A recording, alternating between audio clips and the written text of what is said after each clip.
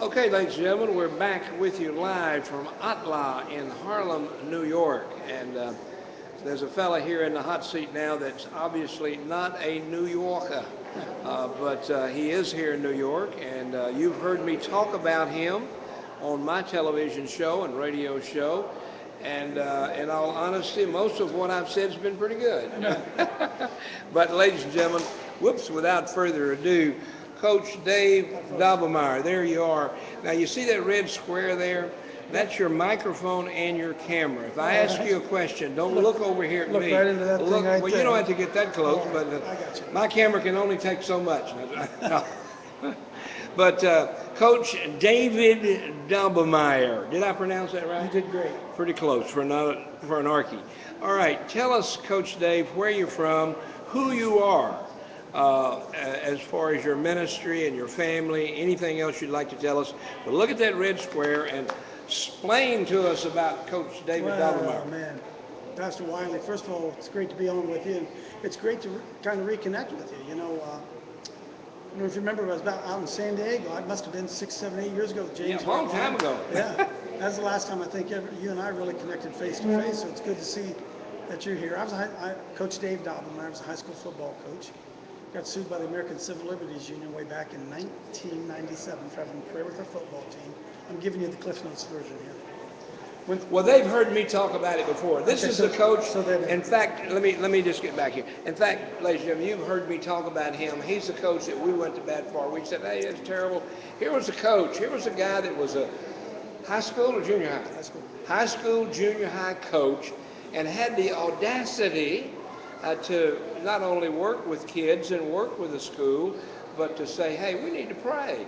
And it might have been because he desperately needed to win or something. No, I'm only kidding. But he had the audacity to pray with them. And the bad guys, ACLU, went after him. And Dave, tell us again Well, what first of all, happened. Wiley, let me look close to these people in there. It wasn't just the bad guys; it was the good guys. Well, yeah. And what I mean by that is, you would think those who would be on our side, God's people, the church would show up and help defend the Well, cause of Christ. David said that. David said, hey, here I was being attacked by Yeah. people, and I thought it was the bad guys. It turned out it's the guys I've been walking Yeah, with. your enemies shall be those of your own households, what the Yeah. scripture tells us. Go ahead, tell us I what take that happened. very seriously. Well, we went through a 2-year battle with the ACLU for our right to be able to pray. Uh, uh, Pastor Wiley, this is Cornfield, Ohio, brother. Yeah, You absolutely. understand? This is Republican country. And God-fearing people. The community was a God-fearing community. But when the ACLU came in, told the people in the community they couldn't pray with their football team, well, the community capitulated. The churches capitulated. I was there. I've been there, coach. I was coach there 11 years. Went through that 2-year battle with him, Pastor Wiley. Not one. I'm hold my finger up. You see that right there? Not one pastor called me. 2.5 years. It is unbelievable. Our pastor did. Where we went to church, they did. But it helped me to understand that the problems we were facing in America were the British were coming.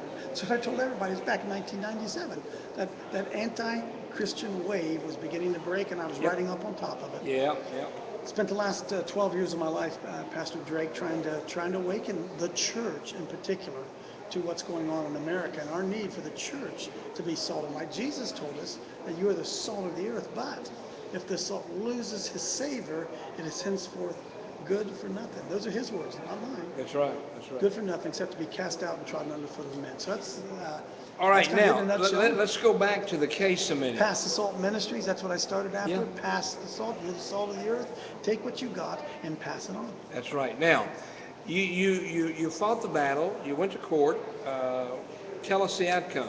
Who won? Well, 48 hours before we went to federal court in Columbus, Ohio. That's big court. They're going to take your house and your car and your dog and your wife and everything. 48 hours before we went to court, the ACLU offered us an out-of-court settlement, snuck out the back door, and I always believed, Pastor Wiley, the last thing they wanted was me on the witness stand. I really believed that. And the result of that in my own life is I began to study history a little bit. I walked away from teaching and coaching in 1999. We were 10-0, undefeated in my last year there, so I didn't lose my job. We were victorious in that lawsuit. But I laid it down. I laid down my job and been doing what I'm doing now, trying to awaken people, Christians, to be the salt, to be the light that Christ has called us to be. Ladies and gentlemen, when did you win that case? When did It was 1997. I think the final thing was August of 1999 is when I think when they finally did away with it. Well, Two ladies years. and gentlemen, back in 97 and 99, we started a new little policy on the Wiley Drake Show. In those days, all we were doing was radio. We weren't doing TV in those days.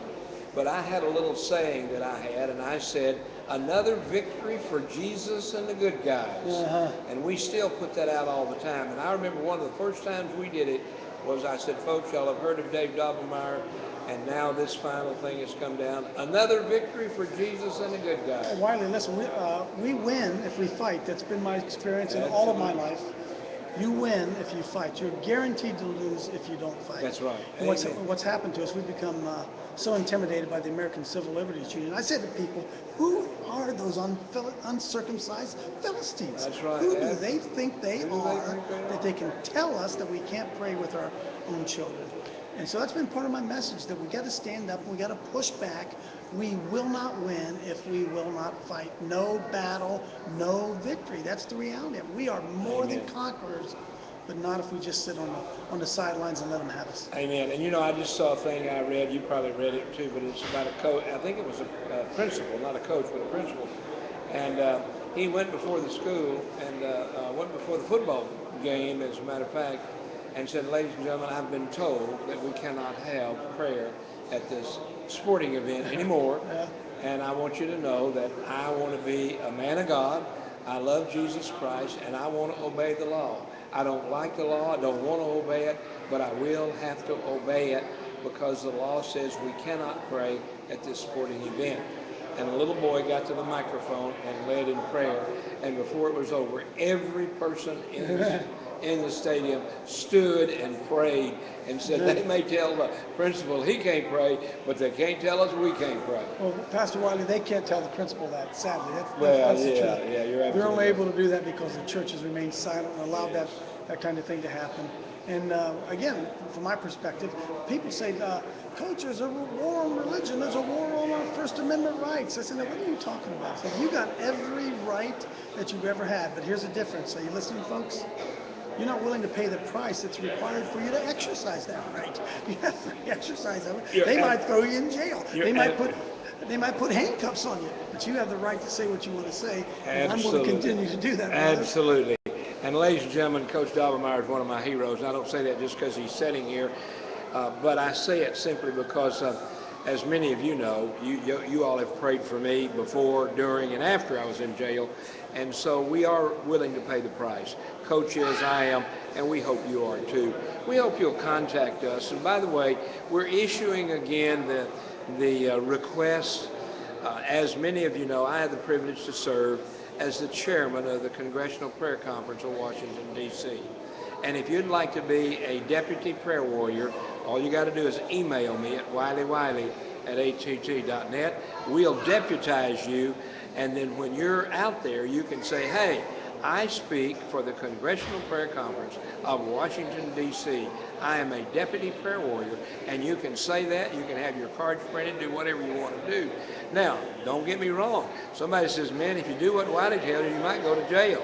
Well, that may be true. You might go to jail, but it's well worth it. I've been in jail. Worst things in jail, aren't there, brother? A lot worse things in Paul jail. wrote 2/3 of the New Testament, most of Yeah, it from jail. yeah, and a whole bunch of what I've learned. I have people sometimes say, "Well, Pastor, how have you become so mature and so smart?" I said, "Well, I spent a lot of time in jail." School of the wilderness, It's that's what I good. tell That's them. right. Spent a lot of time in jail.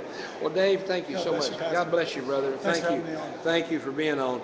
Let me just see. I'm gonna go down.